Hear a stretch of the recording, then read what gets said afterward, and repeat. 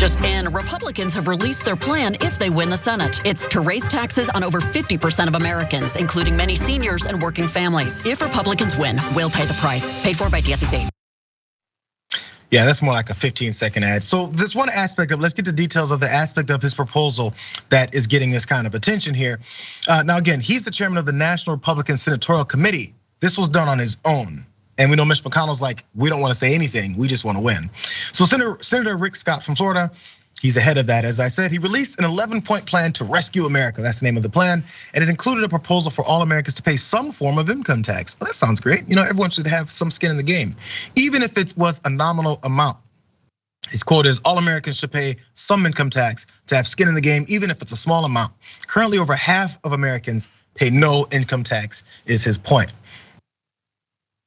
So the thing is, those other half of Americans pay taxes on everything. And many times those Americans are getting supplemental income, things like that, because they're not making enough money to pay much of anything else. Because if you tax $25,000 worth of an annual salary, what are they living off of? Even if they get the full $25,000 and more, that's still not much to live off of. But people like Rick Scott don't care about that. They just want to say, we're gonna tax you guys. Now, this is where it starts to look sideways for him, because as I pointed out, I'm sorry. So before we get to more of the details of why this is a big problem for him, Sean Hannity said, let's help you clean this up here, Rick. Come on the show. Let's try and make sure that this sounds like you're not doing what you're doing. Watch.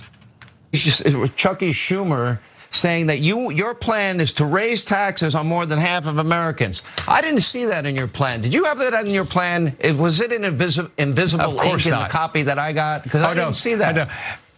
No. Chuck Schumer, who wants to raise taxes for everything, while I've cut, when I was governor, I cut taxes and fees 100 times. We're the opposite.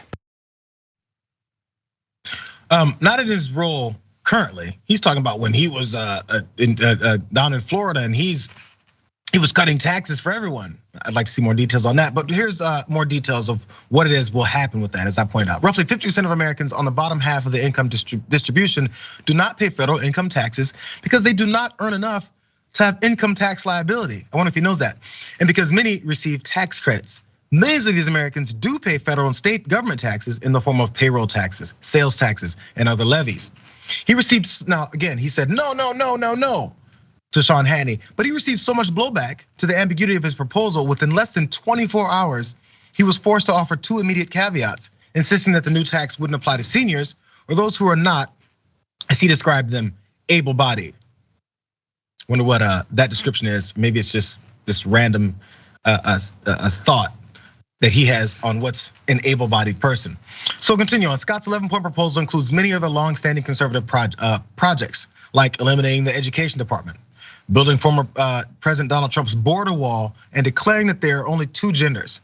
I'll warn you, is what he wrote in this introduction to his plan. This plan is not for the faint of heart. Apparently it's not for Americans either, and it's not for anyone who's not a millionaire, multimillionaire who gets to skirt these types of things or have the access to do what they paid people like Rick Scott to do, allow them to. Now, one of the other things was also to eliminate IRS and cut down anything they can do, even though the IRS doesn't really go after the top dogs anyway, but still cut them down further.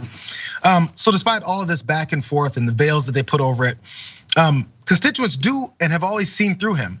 And this is one of my favorite moments, is back from 2016, after he down in Florida then was making sure that Americans couldn't have access to healthcare. Still, some of those same Americans that he says he's supporting. Let's watch this. It doesn't work. In fact, you cut Medicaid so I couldn't get Obamacare. You're an You don't care about working people. I'm not talking to you. You don't care about working people. You should be ashamed to show your face around here. We got 1 million jobs. 1 million jobs? Great. Who here has a great job? You should. Or is looking forward to finishing school? You really feel like you have a job coming up? You stripped women of access to public health care. Shame on you, Rick Scott. We depend on those services. Rich people like you don't know what to do. When poor people like us need health services, you cut them. Shame on you, Rick Scott. You're an embarrassment to our state.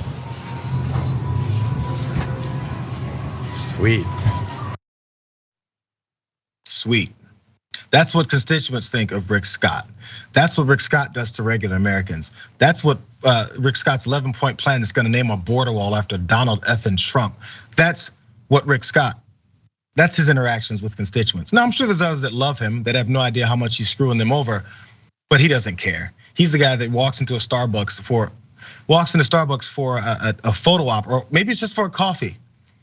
But he has a bunch of handlers that are trying to shut this constituent up because we can't have her saying truth on camera. I'm sure there's many people recording this. I'm a politician. So he runs away. That's the courage of Rick Scott.